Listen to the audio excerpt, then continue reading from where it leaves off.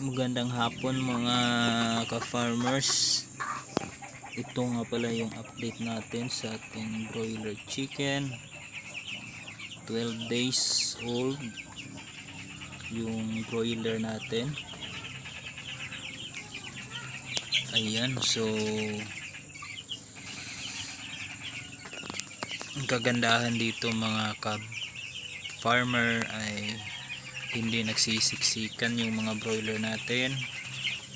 Kasi nga yung kulungan natin ay in-extend natin galing kasi nung 10 days yung mga broiler chicks natin ay galing dyan yung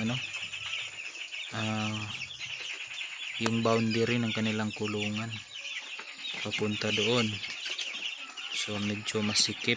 So ngayon na sila, 12 days na yung mga broiler. So ito yung mga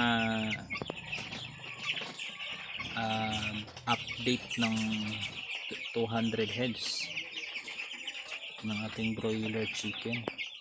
So next, ayan, yung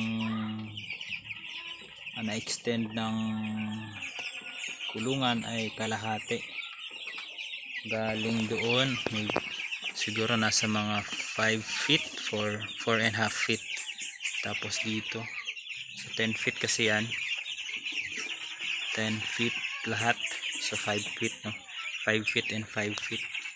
Tapos yung pa naman ganon is nasa mga 8 feet. So ito yung update natin, no, mga ka-farmers.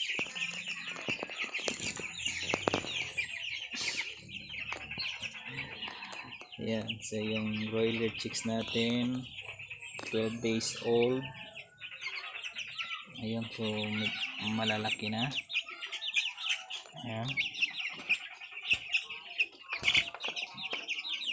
so ang kagandahan ay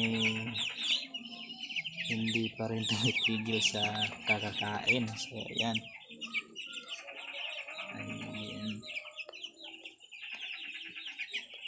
so palagi itong chine-check yung mga broiler natin kasi malalakas na uminom ng tubig. So kailangan talaga hindi maubusan ng tubig yung mga broiler chicken natin. Ayan, so yung iba kumakain, yung iba naman ay nasa gilid na siguro busog.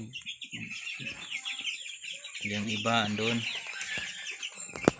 Ayan, so pagdating ng 14 days dyan ko pa ititimbangin kung ilang na to, ilang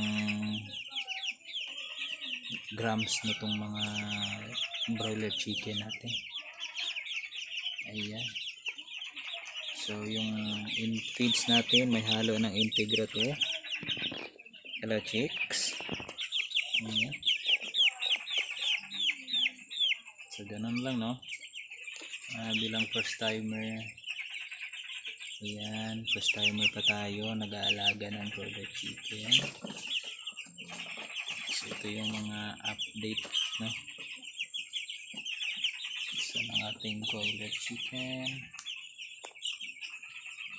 Yun lang mga ka-farmers, magandang hapon sa ating lahat and God bless sa ating